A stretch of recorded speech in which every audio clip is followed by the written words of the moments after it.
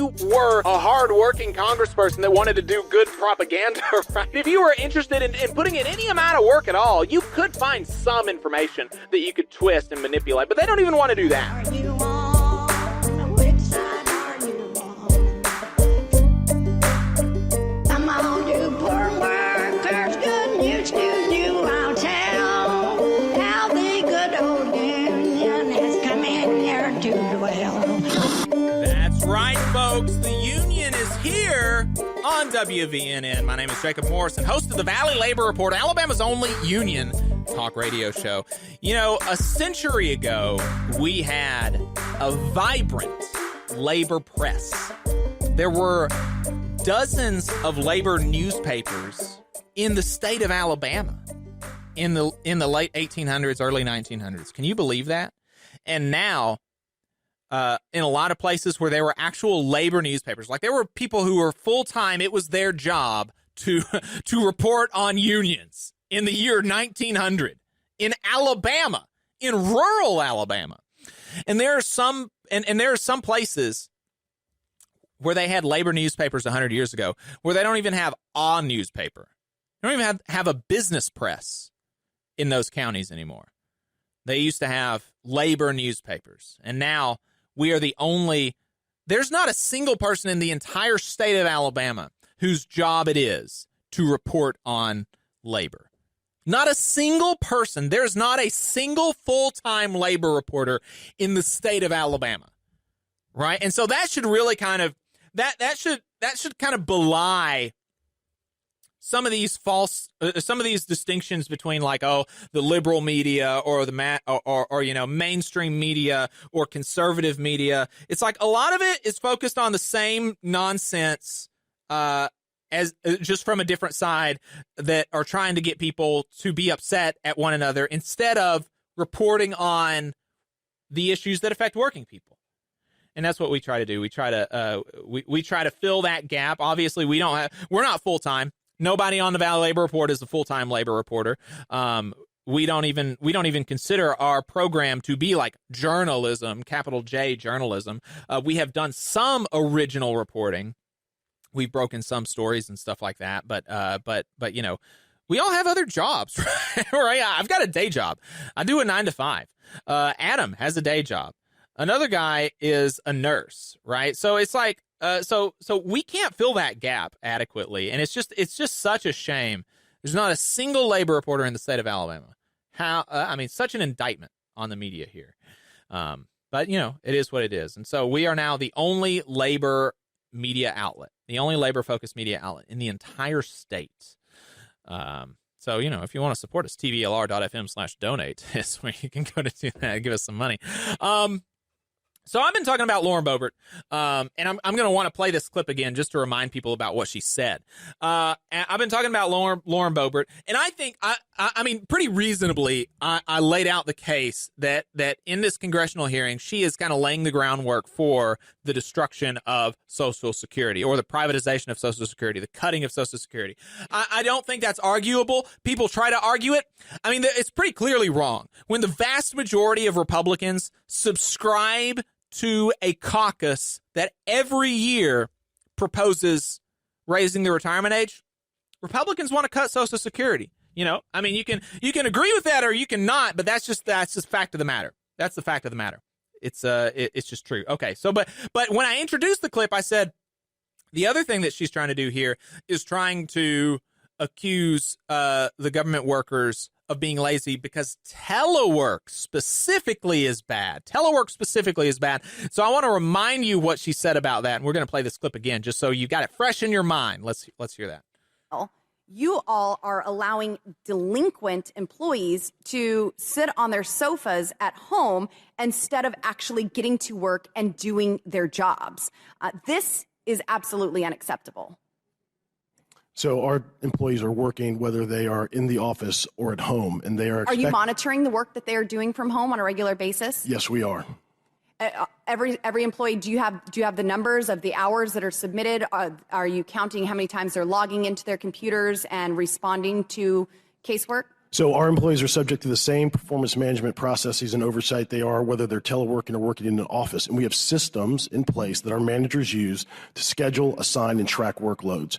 And that includes individual employee workloads in many cases. So real-time understanding of what actions are being processed at any particular given time. Additionally, our employees are required to be accessible to their supervisors, clients, colleagues, and external parties during work hours via a variety of means, including instant messaging, video platforms, and telephone. They are connected to the workplace, whether they are in the office or at the home.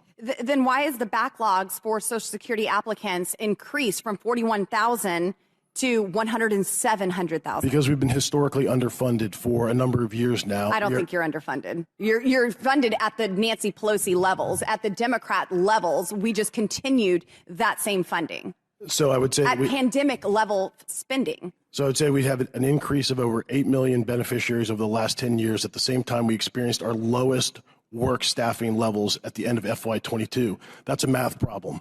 I mean, that is a problem. If you have those workloads, increasing, and you don't have the staff to take care of those workloads, you're going to have the backlogs that you're talking about, Representative. Well, I would love to see. So there you go. There you go. I mean, it's just obvious. That it's an obvious thing. And so when she's talking about, she's trying to make it seem like, oh, these backlogs are because of telework, despite the fact that over the same time period, fewer people than ever work at the Social Security Administration. It's obviously not because of telework. It's because there are less people doing the work. There are less people doing the work. And so when they, and this has actually been a theme in these congressional hearings lately. Gary Palmer did a similar thing, trying to disparage telework, trying to make it seem like government workers are less productive, or anybody is less productive on telework. And neither of them brought any data to substantiate that claim. Neither of them. And it's and so it's amazing that they are so lazy that they're not willing to do that, because I'm a proponent of telework, and I think it is the case that the vast majority of the literature, of the studies that have been done about telework, show that it is beneficial, or at least neutral as far as productivity goes. But there are ways that you can do. There are some isolated instances where telework can make people unproductive. In large part, it is due to management practices that can make telework unproductive. But there are some data out there that you could use if you were, a hardworking congressperson that wanted to do good propaganda, right? If you were interested in putting in any amount of work at all, you could find some information that you could twist and manipulate. But they don't even want to do that because they're so lazy. But I'm not lazy. I'm a hard worker. And so I've got some information for you on telework, on the value of telework. And this one, here's the first one. It's a survey that was conducted by AFGE and Cooley Public Strategies. AFGE is the American Federation of Government Employees. It's the largest federal employee union. And in that survey, 91% of Social Security employees surveyed said they were, quote, much more efficient and productive while teleworking. That matches my experience talking to Social Security workers. And it makes sense because, in the office, you got a bunch of people. You got a bunch of people on calls, in the office, right in the cube right next to you. And so you got all these distractions at home. It's quiet. It's isolated. You can get stuff done. That makes sense to me, especially in the type of kind of monotonous, the same thing over and over again work that they do. It makes sense that a quiet environment helps them. And it's not limited to Social Security. Survey of federal workers more broadly found similar results. 71.2% of respondents reported telework had improved productivity at their agency a great deal. Another 16.3% said productivity had improved somewhat due to telework. 9.5% said telework had no impact on productivity. 2.1% said telework decreased productivity somewhat, and less than 1% said it decreased productivity a great deal. Overall, 87.5% of respondents said telework had improved productivity at their agency somewhat or a great deal, and 97% of respondents said telework has either had no impact or had improved productivity. So that's data there. Now I can hear the argument against that. Jake, of course the lazy government employees are going to say that they've increased productivity because not only are they lazy, they're liars, right? Well, okay, there's some more information for you if that's what you believe. The Government Accountability Office built out a report based on other studies that found other ways than self-reported productivity to measure the impact of teleworking. Some excerpts from the Government Accountability Office's report. One study that used objective measurements to assess the impact of telework on productivity of a Chinese call center found that productivity as measured by calls resolved increased by 13%. 13% more calls resolved while teleworking. That's pretty objective. One survey in Great Britain found a positive relationship between teleworking and manager-assessed productivity for workers. So this is management saying teleworking is making my workers more productive. Wow! Another study examining telework in a different Chinese travel agency found that computer engineers who were randomly assigned the option to work from home up to 2 days a week wrote 8% more lines of code, right? So there's all of these objective measurements that show that productivity increases with telework, and yet they're trying to make it out like it's not good. It's not good for the government to be able to offer this as a benefit of employment.